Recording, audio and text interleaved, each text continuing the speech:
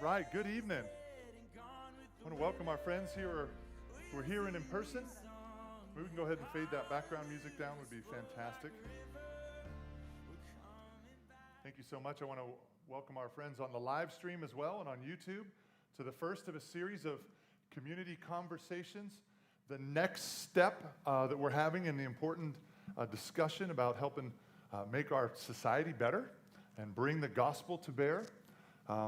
As you know, we've had an opportunity. We had in the immediate aftermath of the George Floyd killing, we had a lot of individual conversations. We gathered and had a moment of prayer. We're part of the march with Pastor Tim Johnson and Orlando World Outreach Center and thousands of others down at Church and Division Street. We participated here with the Juneteenth rally right here in Ocoee. And at the time, we were saying, we are perfectly positioned, I think, to be agents of change, to be ambassadors of reconciliation, which the gospel calls us to be, due to the relationships that we have, both here as a family and the relationships we have here in the community. So this is going to be the next step. We've got some great, important conversations tonight. So here's how it's going to work. If you're on the live stream at any time, if you have a question, if you have a comment, if you have something you would like to express, please, you can. If you're watching on Facebook Live, you can put it right in the comments. If you'd like a little more privacy so everybody doesn't see your comment, you can direct message the church, which you're watching right now. If you are watching on our YouTube channel, you can type any question that you have, comment, concern, any way you want to express yourself. You can do that at admin@highpointorlando.com. Just shoot a quick email, admin@highpointorlando.com. The questions that come in online, I'll make sure that I ask of our distinguished guests, along with questions that I've already been fielding throughout the week and in conversations with many of you. So this is an opportunity for a couple things. If you have any questions that you'd like to ask, it's a wonderful opportunity. We've got two amazing, gracious guests with us tonight.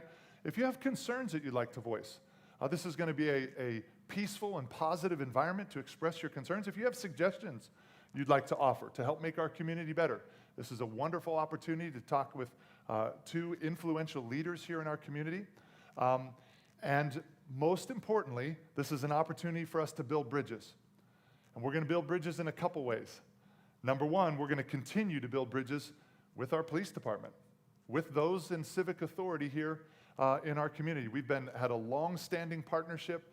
We've done a lot of great things together. The police department leans on us, and we lean on the police department. We've done many, many things to help make our community better. So that is a bridge that we're going to build. Another bridge that we are going to continue to build is a bridge between one another. So here's what I'm asking. I am asking for tons and tons and tons of grace for one another. As someone asks a question, as someone expresses a concern, understand that each of us are coming from unique lived experiences, right? Where we have backgrounds and we have histories and we have thoughts on different things. So how we phrase a question, how we express a concern, things that are on our heart may be the same questions, concerns, phrases on your heart or top of mind, and they may not. So we're going to extend lots of grace. We're going to field all these questions from the front as we moderate this conversation. But at the same time, I want you to feel the liberty to ask. And if somebody maybe doesn't have the most artful way of asking it, this is a safe space where we're getting to know one another and continue to build internal community where you can ask it. If somebody's passionate about one side of the issue and somebody's passionate about the other side of the issue, this is not something that is ever going to serve to divide us. This is the beauty of the body of Christ coming together from the left, from the right, from black, from white, from citizen to police, male to female, young, old. And this is another opportunity for us to see the beauty of Jesus and really allowing us all to walk together.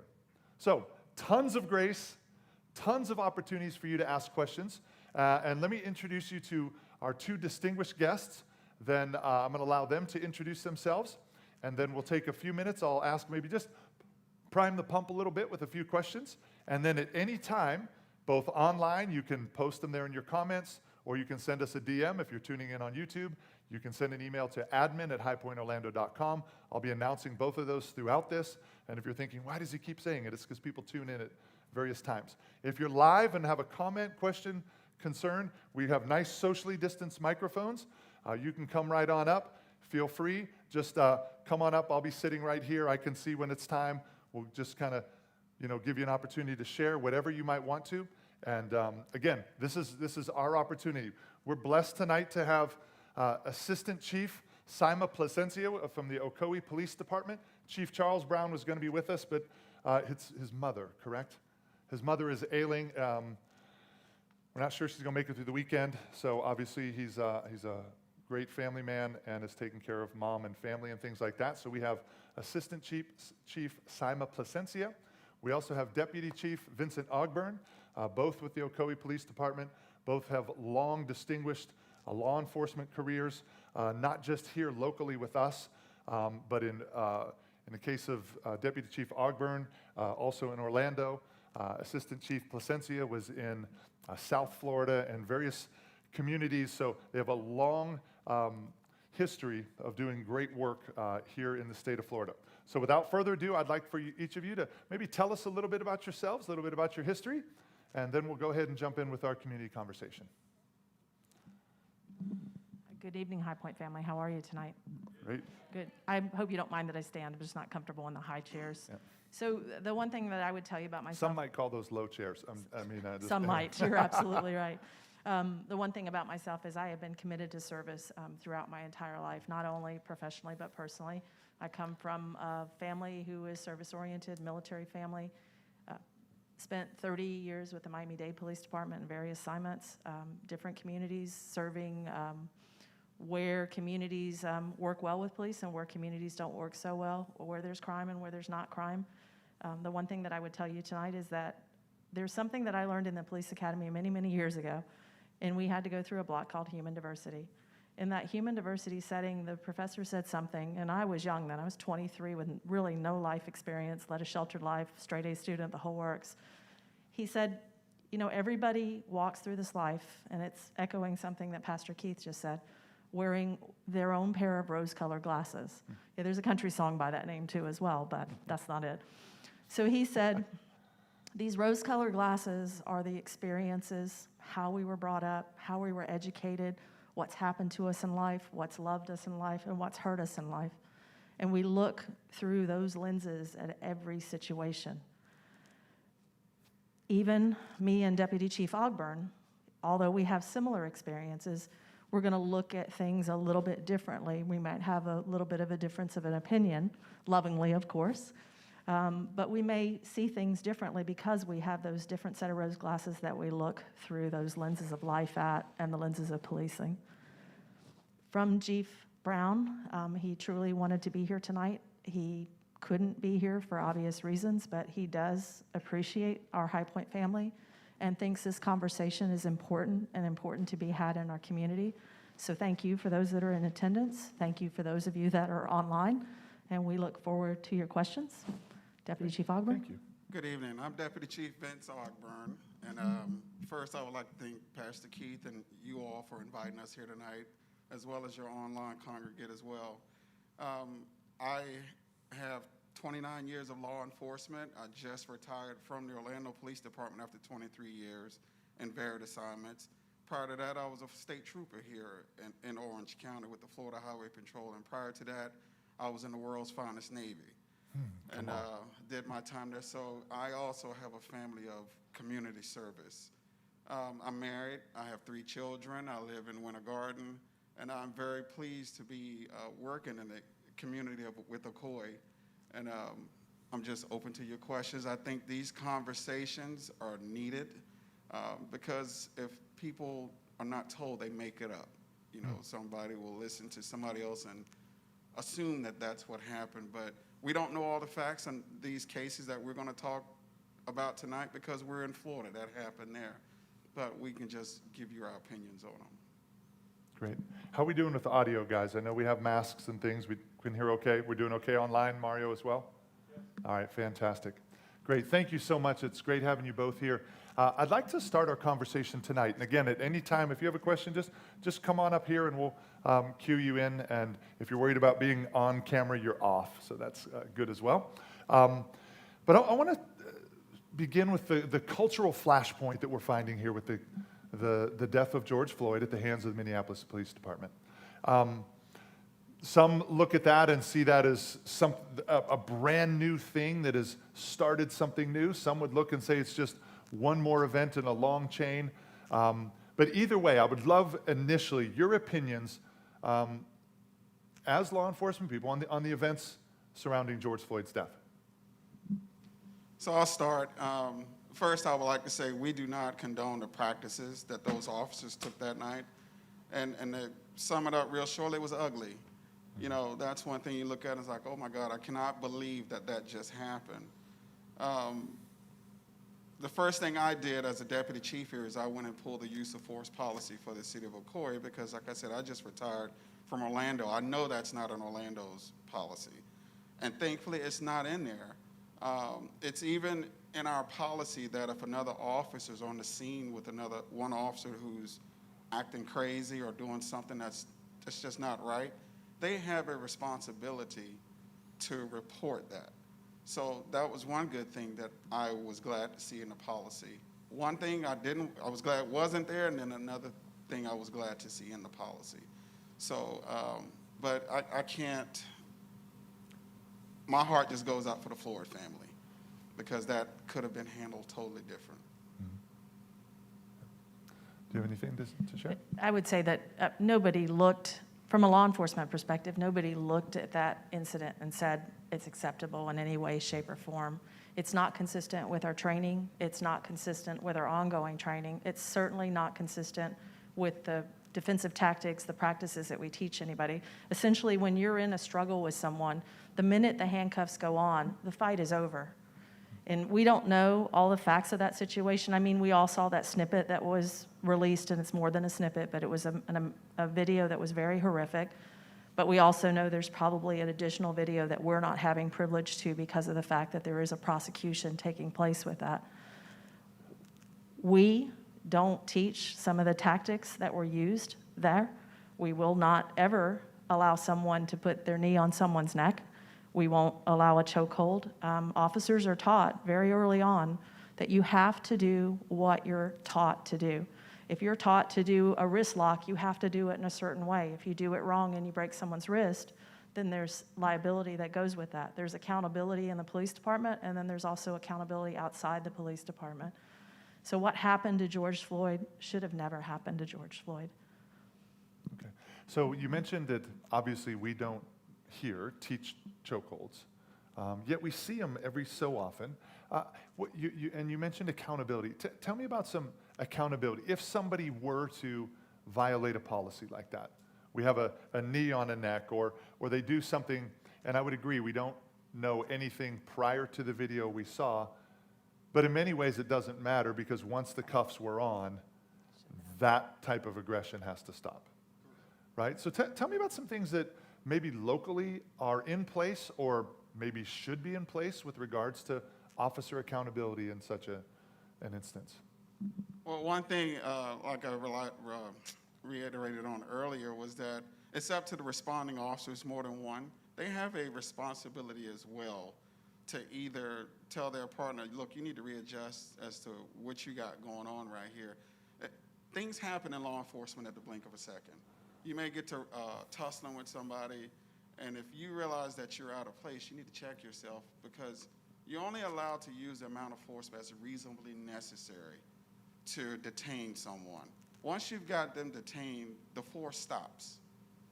Then you sit the person up and you get everything settled down, identification, and kind of talk to the person. It's like, hey, what were you thinking? Why did you run? Why did you do this? And we didn't have to get to this level. Why? So it's up to the responding officers, if he's there, to rein him in, per se. Because I always use the analogy, I do not need anybody else to help me lose my job. I can lose my job by myself if I did something stupid. Yeah. But I'm held just as much accountable for the wrongdoing as that guy because I didn't intervene, if that were the case. So we have But I just wanted to follow up with, our policies do require accountability. It requires, in our general guiding principles, it requires an officer to intercede. And if they don't intercede, it holds them just as accountable, as Deputy Chief Ogburn said, to the person who's actually doing the action. More than that, we have citizens that can make reports. A citizen can always call and ask to speak to a supervisor if something happens, whether they're the person it's happening to or they're the person that witnessed it. They could actually call and ask to speak to a supervisor about that situation. If they're not happy with that, they can go one step further and go to our professional standards. There's many ways that that can be done. You can do that anonymously. You can go online and actually click a link and fill in a form. You don't have to tell us who you are if you don't choose to tell us who you are. But we definitely review those with seriousness. We take all good responses, we take negative responses, and we create accountability. With each situation when there's a use of force, there is a report that has to be done on that. Not just the report that the police officer writes that says this is what happens. A supervisor is writing a report that goes into a database, and it's a database that we look at. There's certain triggers that might say, hey, we need to look a little bit more critically at this officer because he's had 3 or more incidents that have been problematic. There's also an annual review because we are an accredited agency. So what accreditation means to us as an agency, it means that we are performing within the standards of law enforcement and that we're always critically assessing ourselves to see where our policies need to change, our practices need to change, and sometimes our training needs to change. Accreditation right now is with the Florida Police Accreditation Section, but there is also a greater accreditation, and that's with CALEA, which is the Commission for Accreditation on Law Enforcement. Those 2 organizations watch what happens in the police world. They look at professional papers. They see what happens through PERC, the professional, I'm not drawing the name, PERC.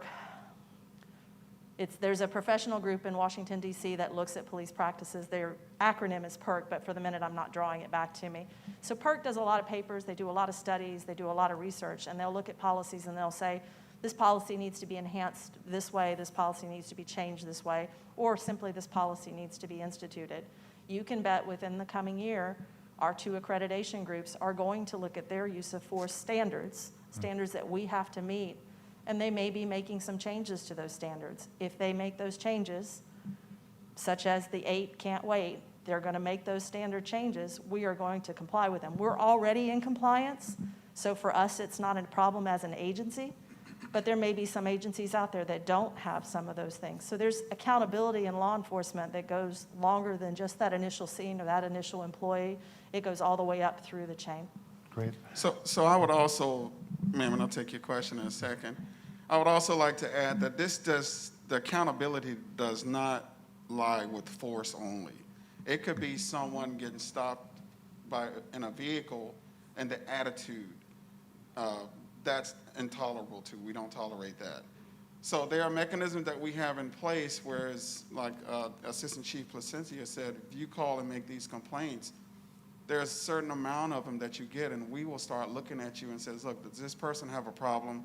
Do we need to send them to our employee counseling, or do we need to get with our Valencia or Lake where they train the officers and see if there's any classes that will be offered as far as for attitude or bias-free policing or something. And because something's going on, we need to nip it in the bud right there before it gets out of hand. So there are other mechanisms in place other than just for uses of force. Great. We're going to open the floor if you have any questions. So you have an option if you're here live. You can just kind of raise your hand and ask it where it is. I will probably restate it so that a microphone can send it to the viewers at home. If you would rather have me not restate your question, please feel free to use one of the microphones. That way those that are listening online are also able to hear it. But we'll go ahead and start over here. If you want to, you can ask from there, yeah? Or you can come up and ask it, and people, why don't you come up and ask up here if it's okay? And then if you, did we have a question over here as well? Or you stretch it? Okay, why don't you come up to this microphone and we'll give you guys a chance to go ahead and ask, express concerns, anything that you have. The floor is yours. Hey, how are you all doing? I just have a question to ask. So I know you said you guys have accountability, but in a situation where maybe you have an officer who is newly out of the academy, and they're with a seasoned officer. In this situation, if we're talking about George Floyd, these officers that are newer, they look up to ones who've already been there. If there's been that history of them maybe kind of pushing the envelope, what do you all have in place so that someone who is new, who maybe sees something that's wrong, is comfortable with coming forward without being put on the spot themselves? Because in any work environment, it's easy for someone to say, go forward and say if you see something wrong, but it's actually a harder action for someone to do, especially when that's someone they have to work with on a regular basis, or maybe they're in a higher position than they are. So what do you all have in place for that? Well, this is what I would say to that, is that individual has the same policies that they have to abide by as the senior officer.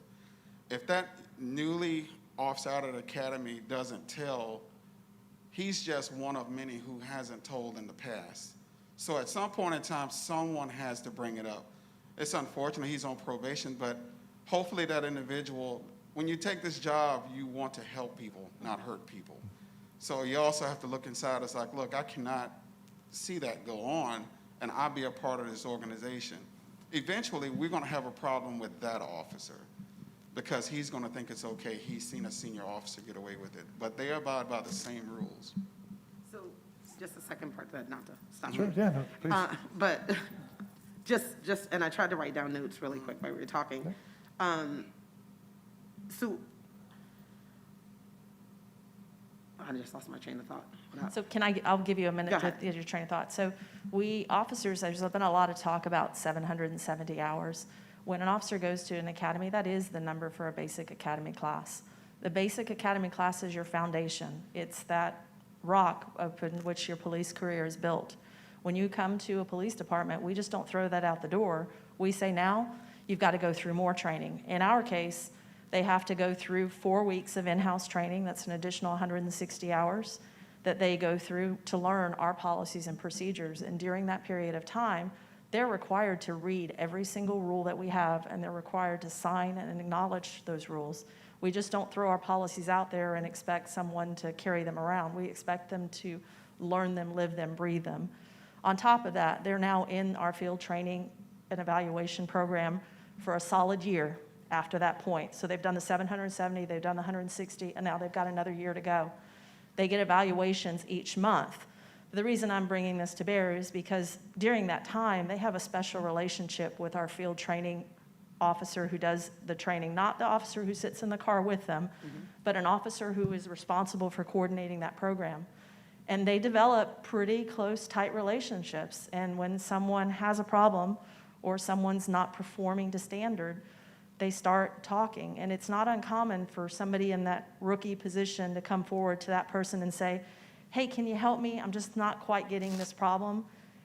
Or, me and this trainer aren't seeing eye to eye on topics.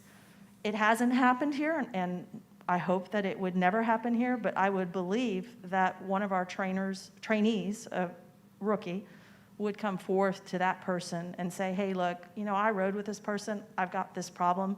Can you help me or tell me how to deal with that problem? And it's something going forward in our 4-week session that we're going to start talking about as well. So I'm going back to you now. All right, so I got it. You triggered my. You had mentioned about if an incident happens and someone feels like there was an excessive amount of force, that was used. If there's a situation where it's only the 2 officers and that person, that they could file a complaint, and you said you take credible. How do you go about weeding out what's credible? If someone's complaining, and I think a lot of times, especially in the Black community, it's just thought of as in, that's kind of how it is. That's how it's always been. So how do you go about taking that? Maybe they've had a long running with the law, but it doesn't mean that excessive force wasn't used. Now it becomes a word of his word against our word. And then who do you believe? I'm going to start with that. So every one of our patrol officers in the Ocoee Police Department wears body-worn camera.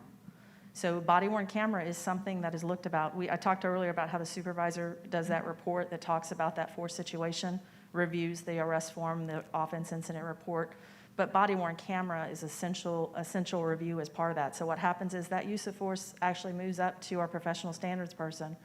Our professional standard person reviews the video to see that it matches, but matches not in a good sense, that it matches what was being reported. And he also looks at the same time for any policy violations. So if they look at that use of force video and they say, there's a problem here, it's immediately elevated into an internal investigation. We just don't do those pieces of paper and put them in a file. We take them as actionable pieces of paper to do something with. And they can't turn off, I mean, those body cameras, do they have the power to turn them off? They do have the power to turn a body-worn camera on and off, because sometimes you want to talk about tactics, how you might go about searching a home, or how you might go about doing a perimeter, something that's a safety-related mechanism. They can't turn off the video when they're interacting with you, the citizen, unless they come up with that type of thing. But remember, if there's more than one officer, there's more than one camera. So if someone elects to turn off their camera, there's still other cameras that are capturing that. In addition, if they turn off their camera and they shouldn't have, there's going to be a policy violation triggered with that as well. I hope that answered the That question. is- Thank you so much. And also the person that the force is being used on, they need to come forth and file that complaint as well. A lot of people just assume because we ordered it, we will find it. That, the computer randomly picks the videos. That video may be Murphy's Law, one of those ones that don't get picked. So it's, please have the individual, or if anybody says force was used on them, a word against theirs, bring it in, we can always look in it. So let me just clarify that. So our use of force, there's automatic policy, automatic body-worn camera review. But in addition to that, as a proactive step, we as an agency decided every month, each supervisor, so that's 6 road supervisors, randomly gets 10 videos that they have to watch and they have to assess. They have to look at the officer's performance. They have to look at whether they complied with our policies and procedures. And if they find a violation, they are putting that to paper, and they're also putting what action they've taken, whether it's counseling, training, discipline. They have to do that. So that's what Deputy Chief Ogburn was referring to, the randomness of them. There's no randomness with the use of force reports. That's automatically done. Thank you so much. I think one of, just kind of going to her point a little bit, that I think we hear particularly, and I'm going to, as a white guy, speak for some of the things in the black community for just a moment as I talk to folks, is there can be the perception that why bother, because in the past it wasn't taken seriously, or there's certainly a perception that whatever kind of goes behind the blue wall, we don't know what happens to it. And particularly if somebody maybe had a prior encounter or something like that. And I think it's helpful to know, you had shared something with me the other day when we were talking, that policing evolves about every 5 years, right? It's kind of a whole new thing. Body cameras certainly being one of the premier things that's influencing it now. And thank goodness removing, in both sides, right? From the offender and the officer, or an innocent victim and the officer, we're getting at least an objective judge at some level with some of those things. But it's such an evolving field, right? Due to technology and different things like that. Why don't you go ahead and go next? I want to make sure we get this. Hello, my name is Eric Young. I got 2 questions.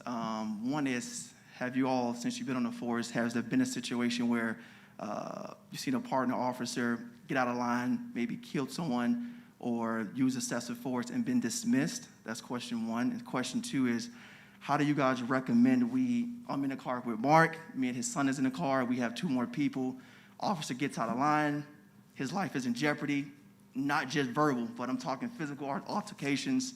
How do you guys recommend myself and my partners in the car handle that? Because guess what? It may be too late to file a report. They may be killing him right there. What do you guys recommend for us to maybe de-escalate the situations with the officers without getting killed? Can we start with the first part? So I've got an experience. So the first part, I'll have an experience for you. So Hurricane Andrew hit South Florida. I worked for the Miami-Dade Police Department for 30 Raise years. that just a little Oops, bit closer. sorry. Sorry, yeah. You guys just yell at me when I Yeah. do that. And what happened was, after Hurricane Andrew, there was an officer. He had been having questionable problems. He was on our desk. And after Hurricane Andrew, we're all a little shell-shocked. I'd been up all night. I was in a mall when the hurricane hit. And I go to the PD, and he says, I really need to go check on my family. And I'm like, no, I can't do it because I'm the only one at the mall. Everybody's left there. I just came to see if I could call my dad on the phone.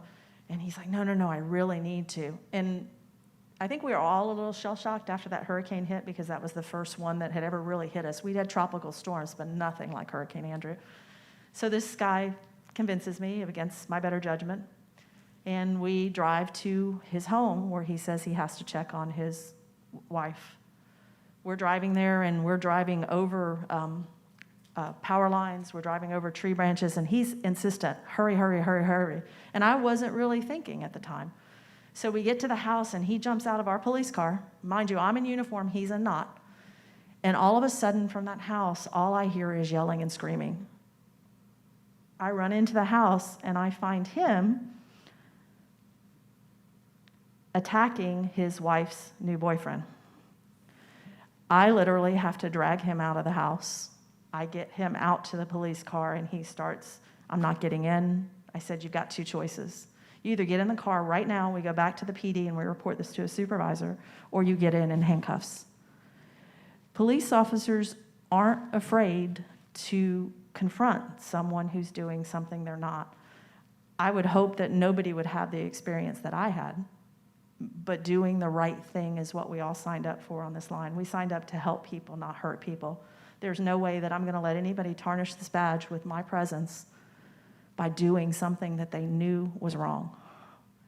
And just another little example is sometimes you have partners, you go to calls with them, and partners, sometimes you'll handle the call or I'll handle the call. Well, sometimes the way you handle the call is not the way I would handle the call. And you learn that about your partner. You learn that your partner may have certain actions. When he goes to a domestic, he may say, I'm arresting everybody. And you may say, let's try to settle this out, work it out. You get to a point with your partner where you say, you know what, this is my call. It's being handled my way, not your way. You learn those things about your partners, and you make sure that you keep them in line. I'll let you handle the second part. Yeah, the second part, I think you were asking if someone stops the car and someone has a warrant. Yeah, just like the George Floyd situation, right? It's, the bystanders, we're riding in a car, a vehicle, and that happens, and then you have a chokehold, you have a situation where other officers come in and start beating someone, That's a friend or family member. How do you guys recommend? What do you recommend for us to try to de-escalate the situation? We bystanders, and we're looking at this. Shooting a cell phone is too late. I may ask my wife to hold a cell phone to intervene. At this point, to be honest, I'm just going to be honest. If it was my family member, I think I'm ready to die. I'm just going to be honest. Something's got to. I'm not here to kill cops, hurt cops, but if I got to pull you off of him, off of her, in order to die and save them, I think I'd rather do that right now. That's how I feel. Believe it or not, that's one of the questions that has been going through our minds as well. The only thing I can tell you to do is, one, dial 911 first, to talk to the dispatch and let them know what's going on. Now, you said that, would you be willing to get killed to save him? Now, you're going to be killed too. There's no perfect answer to that. I can't sit here and tell you it's 100%, other than, one, do your videoing that you're doing, and dial 911 again, because sometimes the police may need to be called on the police. That's really helpful. If I may just kind of dovetail with, and if you have more and follow-ups, by all means do. But I've had conversation even with folks here in our congregation, and we're going, the question is, what would you do if you're standing there, right? Because I'm sure there's innocent people that are walking down the street and go, what the heck, right? And this my propensity as a police chaplain is to what do the officers need for assistance is my kind of first bent. But then you witness this and you're going, this isn't right. So literally we had the question of, what would you do? What should we do? And it's great to hear call 911, but then the next question was, do I intervene? Right? And our conversation went something like this. You know what? Yes, I would intervene because I'm willing to go to jail if that's what it took. But he's weighing his life. Because let's just be honest, with our skin colors, I mean, my size might not be super helpful, but I'm thinking my skin color is going to get me the benefit of the doubt where I'm going to go to jail. His may not, especially in a moment like that. And he's got to weigh, is it worth his life? Help us figure that out. Like I know it's difficult.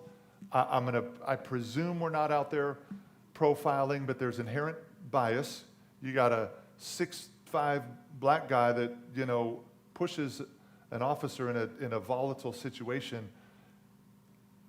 I feel like that would be different than if I did. Help us with that. What we can call 911. What else can we do? Well, I would hope that it is what it is. It's, you know, like you said, a black-white thing. It's unfortunate that it would be different. It shouldn't be. But I don't know anybody that gets dressed in the morning that says, I'm going to go out and shoot somebody or do what they did to Mr. Floyd. But you also have to think about it. You said you would be willing to get shot. And where's your story? Where are you going to be able to tell your side of what happened if you're shot and dead? Like I said, there's no easy answer for that. There's no perfect answer other than the video. And I don't know all the facts of that, but I can just say what I saw on TV. And I don't like to talk about that video because I wasn't there. Yeah. We saw that, whatever, how long it was. But I think there was one individual that wanted to intervene, and he went after by the guy that was saving him. So, you know, and that guy was like, wow, it's just not right. There's no perfect answer, and I don't know what y'all are looking for. Well, maybe this. Is there anything being done in either our department or departments that we're familiar with to help with things like maybe implicit bias, right? Because at the end of the day, we don't have a policy that if a black man intervenes, we use more force than if a white guy does. I get that. But we have individuals on the street. Is there anything that's being done or could be done to help with, and I don't know the guys in Minneapolis. I don't think the average cop is walking around, my personal opinion, racist, but I do believe there's bias in individuals. We all have it. Is there anything being done, or is there anything that could be done to help the average officer out on the street be able to handle whether I intervene or Eric intervenes equally? We have, go ahead, Simon, please. So there is ongoing training on bias in the police department. Obviously, every police department has a statement against racial profiling, bias, policing. None of us want to have that.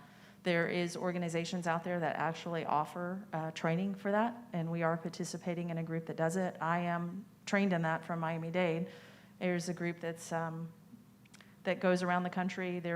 She's a University of South Florida professor. She started a program, and it really does open your eyes to diversity in people. And one of the examples she uses in the class is she uses Susan Boyle and her America Got Talent interview.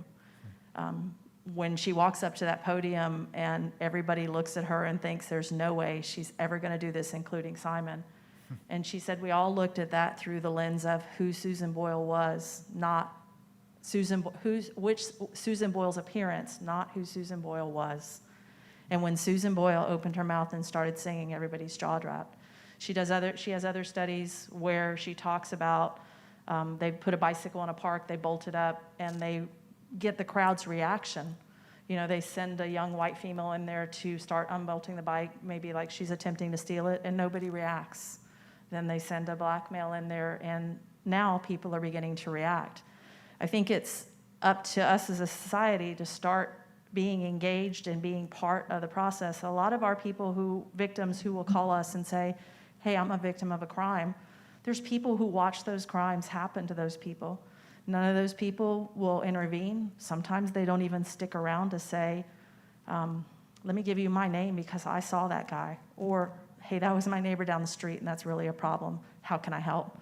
I think sometimes we as a society and sometimes we as police officers need to put our own empathy in check and say, if that was my mother, my grandfather, my uncle, my Mr. Floyd, what would I do? Guys, just real quick, and then we'll go ahead to your comments.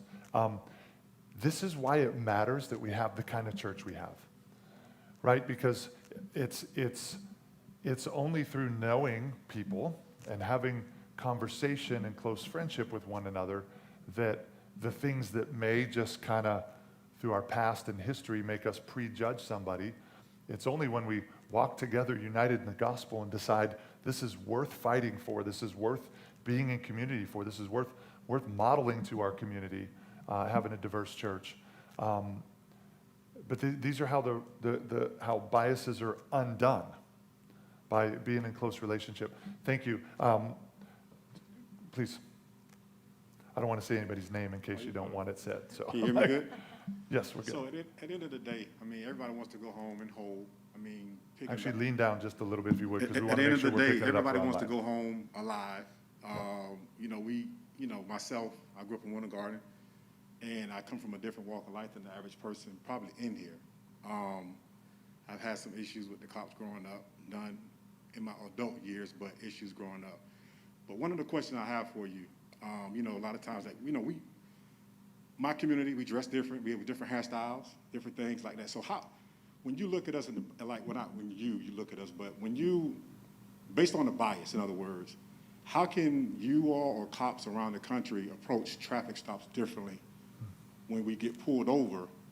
And it just seems to me a lot of times it's a situation where let me just say this. I shouldn't have to fear getting pulled over by a cop, in other words. Yeah. And I felt that way my entire life, whether it's daytime or nighttime. You know what I mean? So is there anything you all can do to approach traffic stops differently? I know it's not your job to make us feel better, but to just make the situation better without looking at us in a different light.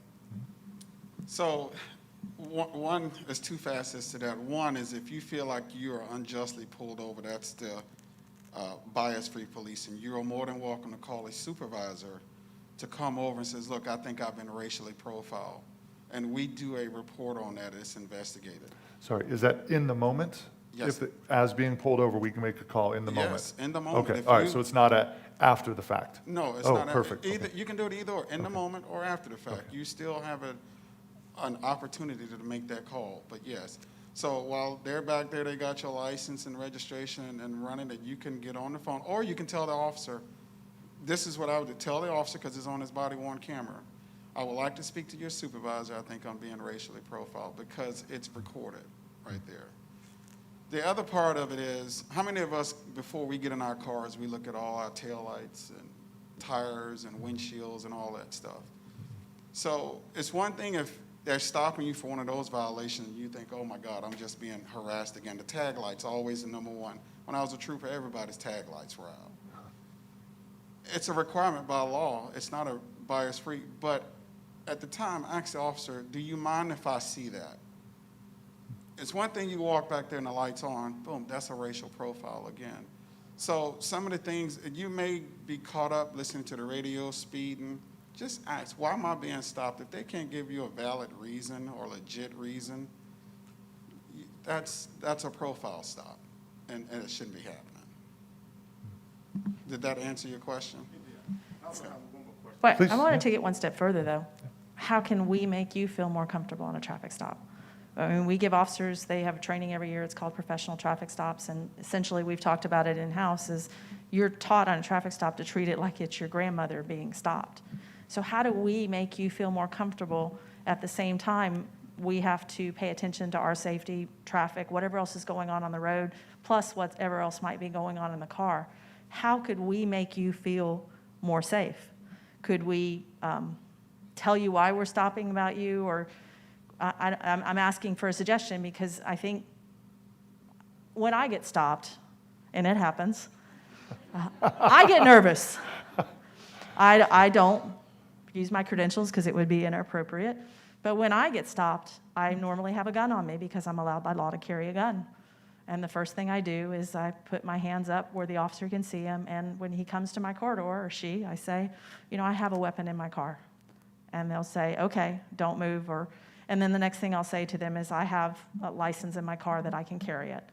So how could we make you feel more comfortable on a traffic stop? Is there more information that we can give you? Is there more a difference in the way we're handling that? I'm just kind of throwing that out there as part of a conversation, because I don't know the answer to that. Yeah, tell us what you would think. I would say the tone. Honestly, I would like to see The tone. yeah, the tone. I would Oh. say, me personally, I would like to see a situation where all officers give us their badge in their car right there. Here, I'm Officer Johnson. Here's my card. I pulled you over for a tail light. You know, I'm gonna let you go home with a warning or something like that. That way, even if it was a good stop, I'm gonna give you a recommendation. Hey, that was a good stop. Officer Johnson did his job. I'm gonna be honest. I think that needs to change, right? We getting on you guys about the bad things, but I would like to say it was a good stop. He treated me nice. It was a great and things like that. But I would say the tone, the demeanor, how things are handled. To be honest, in his situation, my situation, sometimes I'd rather take the ticket. I don't want to get into conversation. Nothing. What happened? Listen, I'm scared to even say, let me see it. At this point, I don't even want to get out the car. You know what I mean? I don't want to. Listen, I got a tail light. He can be lying. Give me the ticket. I'll deal with it later. I'm gone. I want to go home. I'm just being honest. Yeah. That's how I feel. With someone else, not my skin color, it's different. Forget this, man, blah, blah, blah, blah. I don't seen it. I've been in person. It's two different things. So for me, how I'm feeling, it's like, hey, give me the ticket. Let me go home. I deal with it later. Even I was telling my wife a couple of weeks ago, she cleans the car out. Why do you keep your registration up there? Because guess what? I don't want to reach for anything. Anything. Everybody else, he asks him where it's in the glove compartment. Not me. Pull my windows down. Here you go, officer. I don't want to reach for anything because I'm afraid I'm going to get shot. You have a gun, you're reaching, shot. So that's how I feel. So, yeah. So I'll give you a personal story. I've been Thank you for racially sharing. profiled. I'm not from Florida, so my mom, we were raised on a farm in Virginia. And my kids were young at the time, so I took my two boys to spend the summer with her. So it's a 12-hour trip. So I told my wife, we'll get up in the morning at 6 and leave. And I had my daughter. My daughter was in a child seat. She was too young to stay. So we're coming down 95, and when my wife had a black Nissan Pathfinder with dark tinted windows with Florida plates. So I'm doing 65, and I knew I set the cruise, and there was a red T-Bird in the right lane, and I was in the left lane. I'm driving down the road, and in the cuts, that's where the troopers and the deputies sit. So I drive by, and sure enough, there was one there. Boom, he pulls out behind me. So I'm at 65, and I didn't speed up to pass this car, because then he could say, okay, I was speeding. I didn't change lanes, because he could say I made some type of overt lane change, and, it stopped me. For 5 miles, this goes on, he's behind me. So my wife was sleeping. I woke up. I says, hey, take my bag, because, law enforcement, we have weapons and knives and everything. And I just took my license and registration in my hand.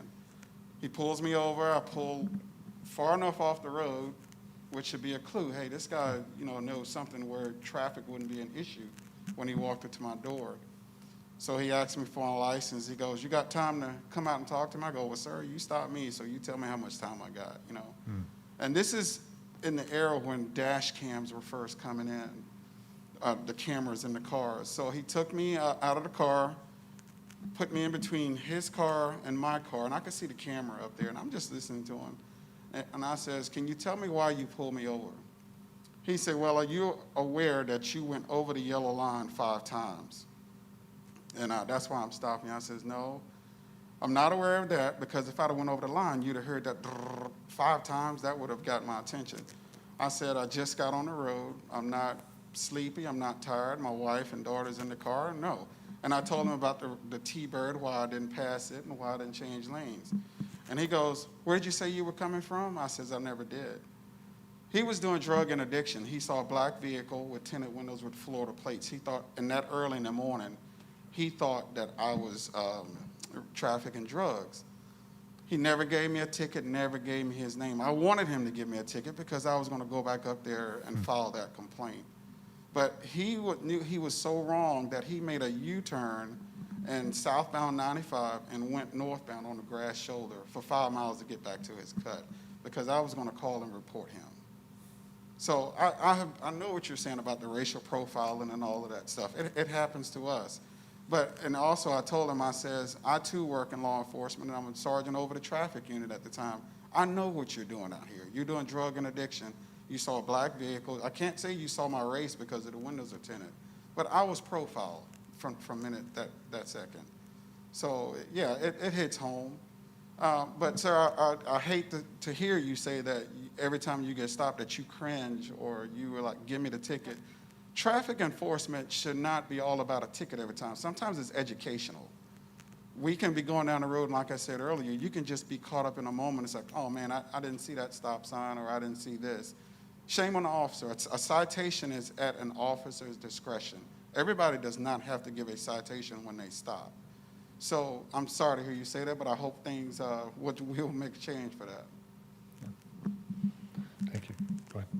Second part of my question. So basically, there's so many, like, you know, so in Winter Garden, growing up in Winter Garden, to me, Winter Garden is a beautiful place for those who live there. But again, back in my younger days, it was kind of rough. But let me say this real quick. They didn't do a lot of community policing, in my opinion. So what are you all doing here in Ocoee, community-wise, to get out your cars and walking or riding on horses or bikes or whatever, to get to know the people in the community, to be able to build a rapport with them, so that when you do need the community's help, they're willing to make those phone calls and be those witnesses and go to court and things like that? So the Great other day, question. we were talking about this with Pastor Keith, and we talked about this conversation tonight while we were going to the questions. And one of those questions, one of the statements I made was, we're involved in community policing. But when I started thinking about that a little bit broader is, in the city of Ocoee, because of our call volume, because of our lack of crime, because we have a low crime rate, we are a community policing agency at heart. We do community events, not right now during COVID, unfortunately, but we have a community picnic, we have an open house, we have coffee with a cop, we have hand in hand in the neighborhood where we just pop up and we start serving hot dogs to the people in the community. We do every community event. When people come to us and say, hey, we want to partner with you and we want to do this event, we do our best to say yes. Our officers, when they are going to a call, when they're walking in a restaurant, when they're walking in the 7-Eleven, people know their names. They have personal relationship. More than that, they know those people's names. So they've built personal relationships with people in this community. So from a community standpoint, I think we're very engaged in that community policing model. Even though technically we're a large agency by our sheer numbers, I think we still have that small town community policing model going on here. And we're always looking to do other events, other type of service. We do our Christmas toy program. This year we're probably doing a back to school program. If we can help the Christian Service Center raise blankets during the winter, if we can do blood drives every week, everything we can do to serve this community, we try to do. And also on that, we also do coffee with a cop. And McDonald's used to host it. I think Starbucks does it too. And we'll put out on social media, coffee with a cop on a certain day. And we'll pick, McDonald's usually tells us which locations they would like us at. And when people come in there to get their coffee or breakfast, we'll just approach them and says, hey, because of course they want to know, why are these cops up here? And it's like, well, glad you asked. Would you want the opportunity to sit down and talk to a policeman? And they can ask these same questions that you all are asking right there. We'll team them up with an officer because we like to get our officers engaged. It's not just us talking. The officers get engaged too because it gives them a sense of ownership. And Coffee with a Cop happens not just at McDonald's, but we go to Carlo's Diner. We go to the Breakfast Club. We've done it at Chick-fil-A. We've done it at West Orange Creamery. Anywhere basically that will have us, we will go for Coffee with a Cop. Great, good questions so far. Joey, did you have something? So for the Ocoee Police Department, the level of training, the review process and all that, how does that compare to policing overall and or other agencies in the area? Would you guys say you're above average, you know, doesn't sound like below average, but In terms of like review? you and- review the training requirements.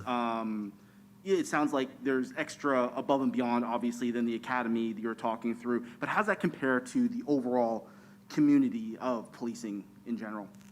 So from my experience, I'll add one more piece that I didn't talk about earlier. So in the first 2 years of an officer's career, we require them to go to 5 core classes.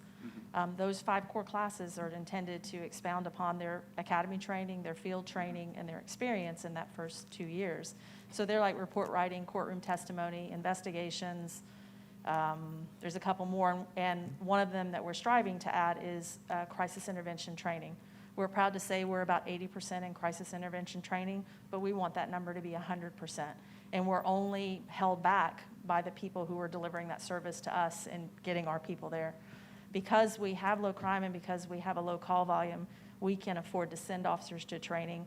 Every quarter, our officers are being pulled from the street 1 day a week to receive training. Now, that training may sometimes be firearms. It may sometimes be taser or electronic weapons. Sometimes it's professional traffic stops. Sometimes it's investigations. Every quarter, we like to give them training. So I kind of believe, coming from my past experience, where our training was probably once every 2 years, that we're above average, but I still think that we could go higher if we choose to go higher. So I would like to add on that, I'm over the patrol operations, and like I said, I've been here since March 2nd.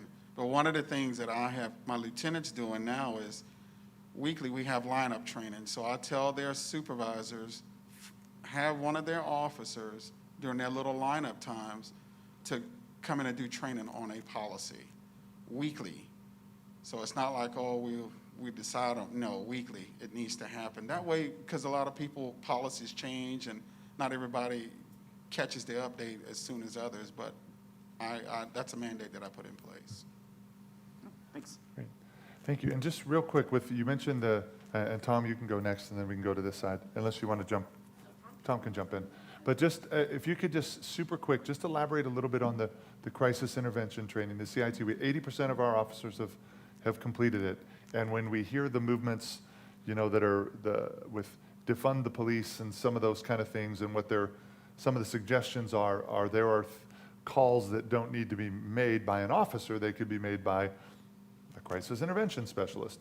And what you're saying is we're training our officers to be able to field lots of different calls in lots of different means and methods, so maybe we don't come with some of the attitude, or we have more tools in our belt, correct? Can you just maybe elaborate a little bit on the value of, say, crisis intervention training, or some of the other, the de-escalations and some of those things that are being asked for in the community? So what I would like to start out by saying is we would like for it to be 100%. And the only reason we're not at 100% is because the class fills up so quick. We are in a pool with all other agencies here in Central Florida, and Aspire Hospital off of Mercy, who hosts the class, they can only have X amount of people in there. So depending upon your agency size determines how many seats you get. But we're striving to get that 100%. And now you have COVID, because now they have to Yeah. put socially distanced sure. into those Yeah. training courses as well. So, and on the crisis intervention side, and I would like to, if y'all don't mind, I'll talk about my previous agency. When we would have a call involving someone who was in a mental crisis, that call would be handled at that time by an officer. And before I left, we were implementing that the next day, a crisis intervention trained officer would do a follow-up at that house to make sure that that person, because over time, cool heads prevail. That person may have come out of that crisis, and we want to make sure that we can get that person the proper attention that he needs. Because at the time, they got so much going on, they don't want to hear anything we're saying, but a family member may have called them after we had left and calmed them down, and then we come the next day with the crisis intervention guy and follow up with them and get them the help that they need. Great, thank you. Tom? And we'll come back over to this side. First of all, thanks for your service, guys. I really appreciate it. With the increase in let's say the last 10 years of violence against police, we hear police being ambushed and murdered all the time. Two questions. How has that increased your angst or your anxiety level every day when you're on the job? And has it changed the way you approach, let's say, a traffic stop, or when you're going to a domestic violence or call like that? Is it anything different the way you guys do it? So obviously, we're not necessarily the first-line officers. We are in command, but we can take those traffic stops. I would take the stance that it's something that we signed up for. When all of us swore into duty, we knew that there was going to be a risk with this profession, and that there were going to be people that would fall out of our lives because of who we are. There would be people that would hate us because of who we are. And there would be the opposite, people who love us because of who we are, and the whole works. So I think there is probably a heightened awareness with family members, because we made the choice, they didn't make the choice. They made that choice when they committed to us, obviously, but they don't make that choice. So one of the things that we're trying to do as an agency, and we've done probably 4 or 5 of them now, is we do something called critical incident stress management. So when we have a horrendous event, an event that we think there was just too much going on at that scene, a child die, a traffic crash that's really horrific, a struggle, a shooting, any of those type of natures, what we do is we participate with a group, and they are trained peer-to-peer police counselors. They are led by a psychologist. So what happens is we mandate as an agency, you will go.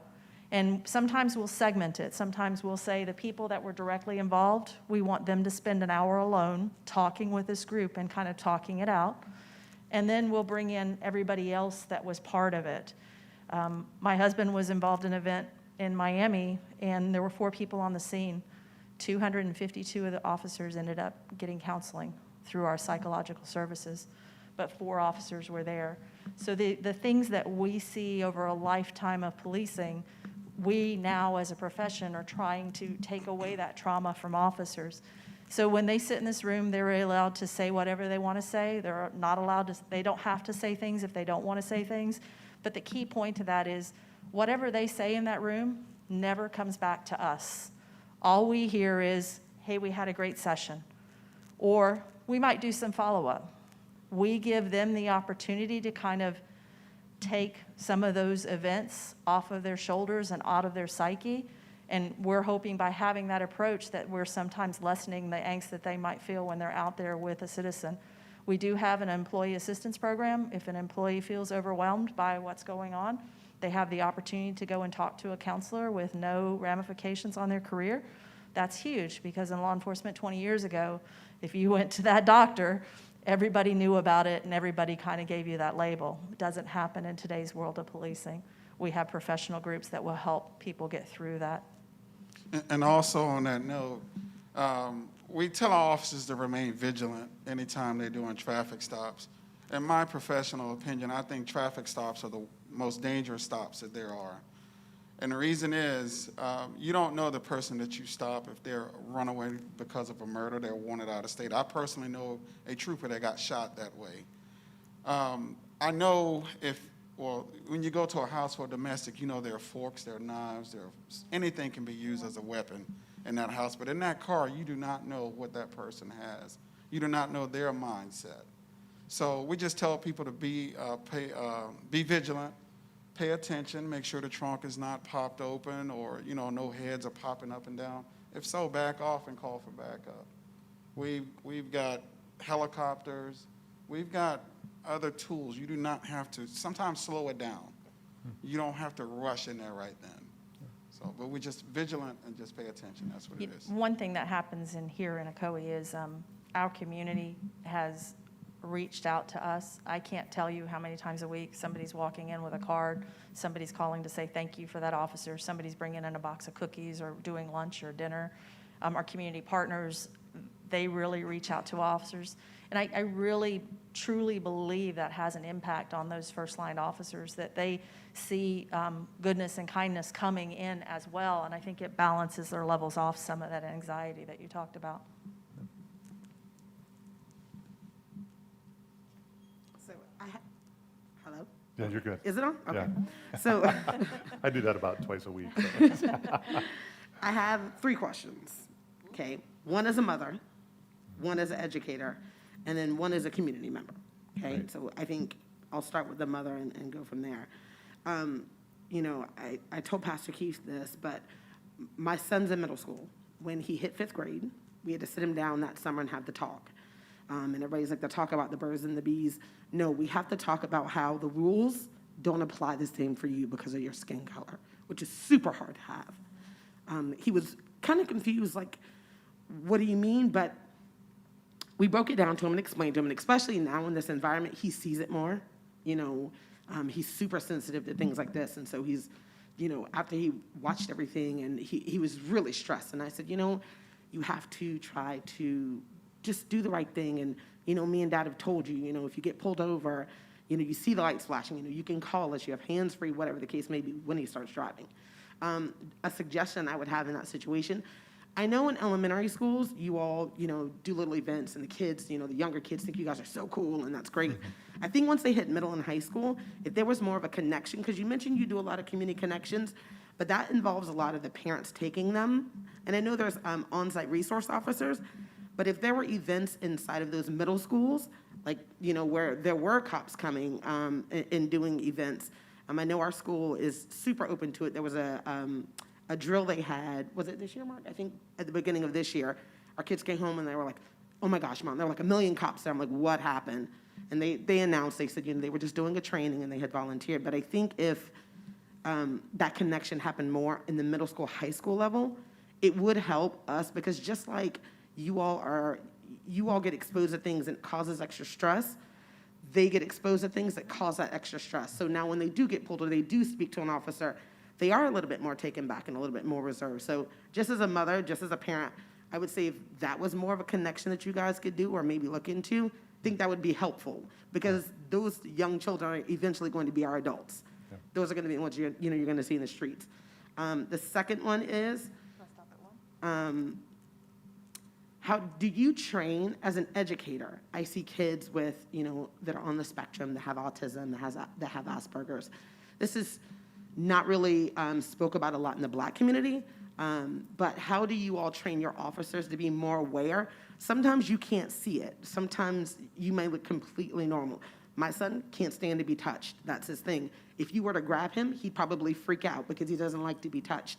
But are you all trained to be more aware of those type of situations? Because sometimes you might think, oh, they're on drugs. And it's not that they're on drugs, but they do have other things going on. And so do you all train for that?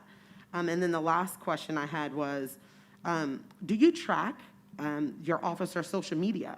I know at my job, in my line of work, if I'm in my work attire and let's say I go out for a cocktail and I take a picture and post it on Facebook, if my director sees that, I'm instantly reprimanded or fired for it because I'm representing. So I asked because we have a friend of ours who knew someone who now is retired from Osceola or Brevard County, I can't remember where. But now that he's retired, you see all of this hate on his Facebook page. He's Antifa, and, him and someone else from Texas that's a retired Ranger saying, oh, isn't it great now that we're retired, we can say what we want to say. I wonder, do you all monitor that as well to ensure that there aren't these things going on out there that maybe you don't see? Maybe they're coming in smiling, but there is that underlying thing going on. Because I can only imagine if he was an officer, long enough to retire, how he treated his cases out, if that's how he truly feels behind the closed doors. Great, thank you. So we'll start with the middle school thing. We are school rich in Ocoee, and we are also police rich in Ocoee because we have a police officer in every single school, and we have two at the middle school, and we have 2 at the high school, and then we're in charter schools as well. One of our SROs, who was a former high school SRO, said this year, I really see a problem when kids are coming from middle school to high school, that they're not adapting well, and I don't think that they're being prepared for that environment. Can I volunteer to go to the middle school this year, because I really want to change that for those kids coming into high school? So he did that, and he's having some hard conversations with kids about what they're going to face when they're in high school, but we will also try to see what else we can do at those schools. We do have a teach-in where we do a teach-in day at the high schools, at the middle, all the schools. We do a teach-in day where we can go in and teach about topics. Maybe we should expand what our coverage is on that. We also have a Police Explorer program. Don't know if your son's old enough. It's from 12 to 19. And what happens is they come into our police department once a week. They go through some drills. They go through some marching. They do classes. They do tours. They do fun stuff, too. They go on trips to Disney. They go to different places. They learn a little bit about discipline. They also learn about policing from the inside in, so to speak. So we offer that as well. We do also do juvenile restorative justice. So when you're a juvenile and you commit a crime that's minor, you end up going to a program that's called restorative justice. At our police department, you sit with a police officer, you sit with a representative from the court. They give you certain tasks that you're supposed to do within a certain period of time, and your charges are dismissed. So we are actively always looking for ways to be involved with the young folks in our community, and that's a great suggestion that you had. I think even doing like one of these sessions with middle school and high school, letting them come and speak. Yeah. Or Yeah. because now you're getting a straight point of view, and they can kind of ask those questions they have, and Yep. maybe give like a direct, it doesn't have to be in this setting, but like Yeah. at the schools, if there were, settings where you Yeah. can sit and do an open conversation with them. Great suggestion. So the second part of that was, are we training people for children who have special needs challenges? Yes, we do train in autism awareness. Each of our officer carries an autism kit. That kit has sensory items, it has cards, it has different pieces of information that they can use to help calm that person who's having that moment in autism or dealing with that person who can't communicate with us because they're at that high point. It is also part of Florida law that every officer has to receive training now. That happened last year, I believe, where it was mandatory. So they're getting some of that exposure at the academy, but then getting some of that exposure in their agency. We were blessed in the last couple of years where we actually had a parent who had an organization, who had a heart for it, and she would come in and she would teach her training, and then she would let our officers interact with her son. So it was a great hands-on exercise. So we look forward to continuing that relationship. And the third part of that, which has just gone out of my head, what was The social media aspect, like. social media? Oh, yeah. So That's a great question. from, I wouldn't say from the admin when we were policing, but when social media got to be a big thing, you are taught as a law enforcement officer, and you're even before then, you couldn't sign a letter using your title, you couldn't use your agency letterhead. If you wanted to express an opinion, you had to express that opinion as you, the solid person, and not have any of the trappings that went along with your career, be it your name, your title, I'm sorry, your name is safe, your title, your department's name, your department's logo, your department's papers. So social media has kind of transcended into that, where people are the same way. They're very cognizant that we pay attention. Do we actively monitor their social media? I would say at this stage, no. But if someone brings to our attention, hey, there's a problem, be it another officer, be it a citizen, or even us, because we have a very active social media platform, and we do see some of our employees when we are getting information there. If we see something or we hear something, we will definitely act upon that. Great. Thanks. Hi, Kyle Dixon. I guess part of the question is, you talked a lot about a lot of the retraining and the different training that occurs. But is there some type of like a recertification that happens? So maybe somebody makes it through the academy, 770, the 120, et cetera. There's ongoing training, but is there a way that you guys, again, kind of certify that they're still up to snuff? And they're not, okay, I made it through the first, and I do a little bit of quarterly stuff, but you're kind of going under the radar of maybe they have a psychological issue, and that's kind of the second part of every profession has bad apples, right? There's good pastors, there's bad pastors, there's great police, there's bad police, and I think that's part of the concern too, that maybe the ones that should not be in that profession are again, kind of sliding under the radar and not getting evaluated. And how do you, or have you seen changes to identify psychological issues in police officers that may be leading to these excessive force situations, and they really shouldn't be in that job to begin with? Great. So to answer your first question about the training and the research, every year we have to go through research. FDLE requires us to stay up on the high liability, like the shooting, the driving, defensive tactics, and all of that. And we have to continue that. That's continuous training. That's not a one-time in the academy, but that's continuous throughout your career. And I just forgot your second question was? Is there any way to the officers that may have a psychological issue, like how do we, So. I would add to that, how do we remove officers? What would that look like if somebody's going, okay, this is a bad apple. We didn't catch it earlier, we're discovering it now. So here's what we rely heavily upon. It's not like myself and Assistant Chief Placencia sees this officer every day. It's very incumbent upon that person's squad mates to notice a change, to come forward, and their supervisor. The supervisors are our first line of detection of something. If you notice that your officer is a little bit off or something's changed, talk to him. There's some personal aspects that you can't go into, but you can bring that to somebody's attention, and we can mandatorily send him to our EAP, Employee Assistance Program. He just may need to talk and not know how to go about it, or he's so fluttered upstairs or mentally that he forgets about it, or he's worried about the stigma of, I'm going to counseling. So we rely heavily upon that. I came from a unit one time, I used to ride horses, and it was 1 sergeant and 6 officers. When one of my coworkers came to work, as soon as they crossed the threshold of the barn, I knew what type of mood they were in because of use it as a jolly person, or he doesn't speak, now he's just so jovial, and you just like, hey, what's going on with you?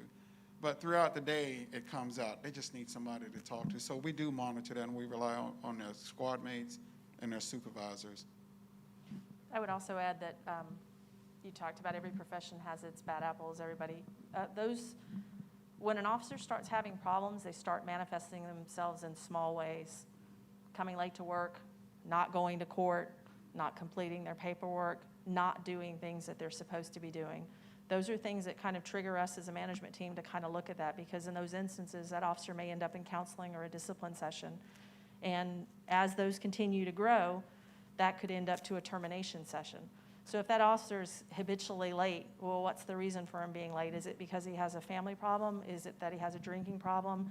Is it that this shift just doesn't work for him? It could be something that simple, but it could be something that severe. So those problems that you see, and I probably could think of a handful of people in my agency, my old agency, that I would have said, yep, I know they're going to be a problem someday in their career, because you were beginning to see those cracks in the armor as time went on. So it does happen, and it does get exposed, and we're not afraid as administrators to say, hey, you know what, this job is not for you, or I'm sorry, but your employment is terminated. If we have to do that, we will do that.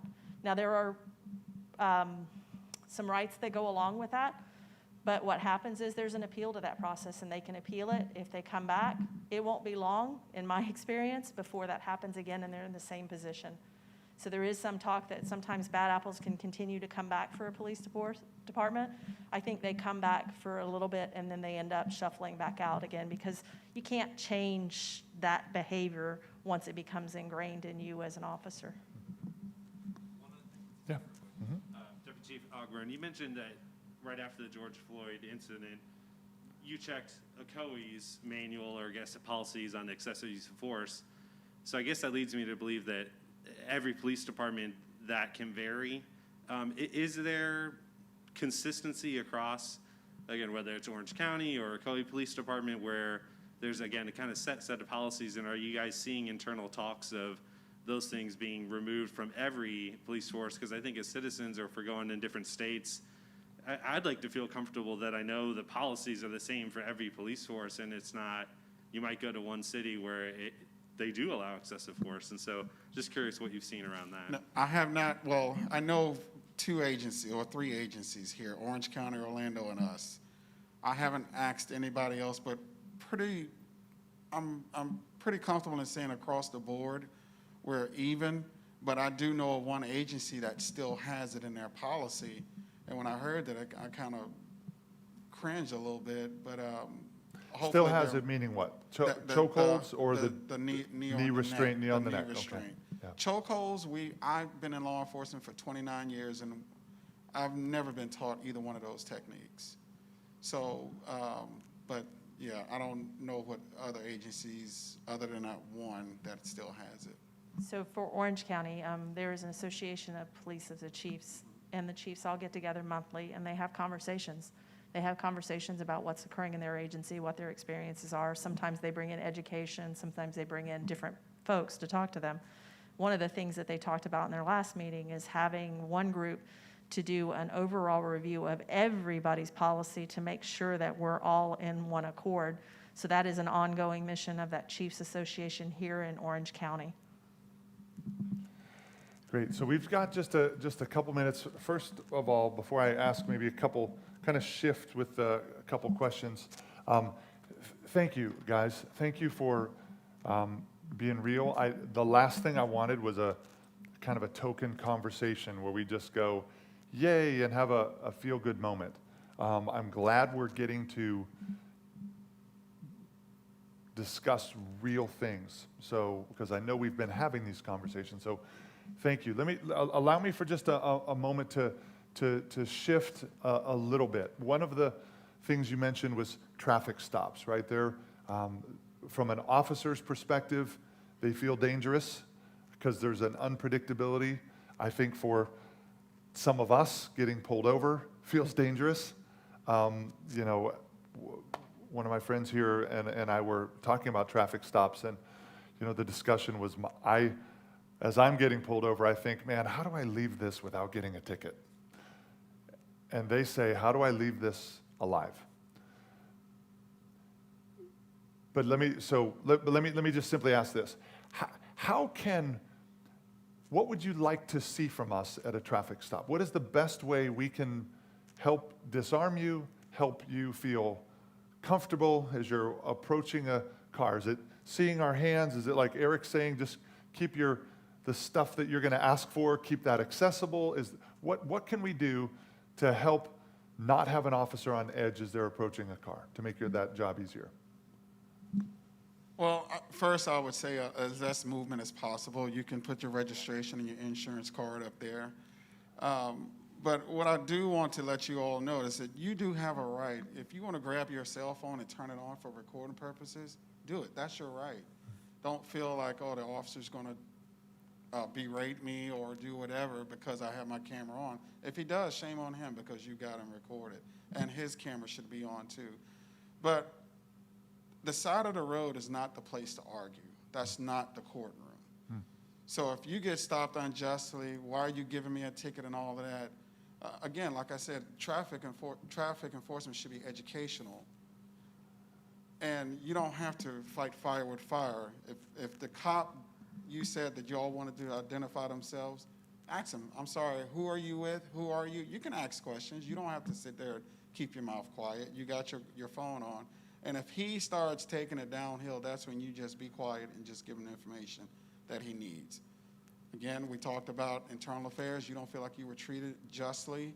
If it doesn't rise to that level, we can have a supervisor referral where we have the supervisor bring him in and counsel him and find out what's going on with him. But as the least movement you can make as possible, that will be very helpful. Don't be reaching across the car or making any moves in there, fertile movements. Okay. So. All right. And then maybe last, just because, and I so appreciate your time. There's a lot of things you could be doing on a beautiful Sunday evening, and coming here and being with us to help make our community better. What can we do for you? What as community partners, as citizens, what can we do to help make your jobs easier? What can we do to help make our community better, just from your perspective? If you were to say, you know what, Guy, if you could give us one kind of piece of advice as you patrol our streets and talk with our citizens, and what would be something that we can do to help make your world better? So the one thing that comes to mind off the cuff for me is if you hear information and that information is hurtful to you, if that just can't be, or if it's just, I've got to talk to somebody about that, pick up the phone and call us. We are that accessible to you as administrators. Our police officers get questions all the time about what do I do in this situation. Call us and ask us. The one thing that kind of sometimes happens is social media is this great, everything can be thrown out there and it's good, bad, or indifferent. And sometimes there's some mistruths to that. Sometimes there's truth to that, but sometimes it's always just, I always like to say there's the truth always lies in the middle. If we both see something, we see it from our rose-colored glasses, but the truth is right there in the middle. Sometimes you might just need to say, hey, you know, if an officer pulls me over, what happens next? Or I didn't get any information about what happens after I go to court for this, or I need a restraining order, or how do I get out of this situation? We are always here as your resource. So call us if you ever have any kind of questions, problems, complaints. We'd love to hear from you. We are approachable and responsive. That's part of our mission statement. We are here to serve. We are not here to be we're here to be the guardians of the community, not necessarily to be a warrior of the community. We're warriors when we have to fight that criminal, obviously, but not on a day-to-day basis. We want to, as Deputy Chief Ogburn said earlier this week, we want to build bridges. So help us build that bridge by meeting us halfway. Did That's it, the open line of communication, the building a bridge, that's the biggest thing. And ma'am, like you say, your son's in the 5th grade. I have a college daughter. Going to the 8th. So my daughter, you know, when they saw all of this, and man, my daughter was just jumping on the board. Oh my God, Dad, this is wrong. So what I had the conversation with her, not only her, but my 2 sons as well, just tell them to be that change that they want to see. Stay focused. Put yourself in the positions where you can make a change. Don't always be the one in the back echoing, speaking aloud or screaming. That's not right. Put yourself in a position to make that change. And what can you do? I just appreciate the open lines of communications. Please don't hesitate to call us. We're very approachable. Yeah. Great. So we'll conclude with that thought. That's a great one. We have an opportunity to not just talk. We have an opportunity to not just kind of yell or be frustrated. Like, we can actually be change. So I want to thank you, our friends that joined online. I want to thank you, those of you that came out tonight for, again, the first of our series of community conversations. The next one we do, we're going to have a friend of High Point's, Dr. Brian Taylor. He's a good friend of mine. He's preached here before. He pastors Bethel Church in Cincinnati. He's black, I'm white. We're going to talk specifically on black and white issues.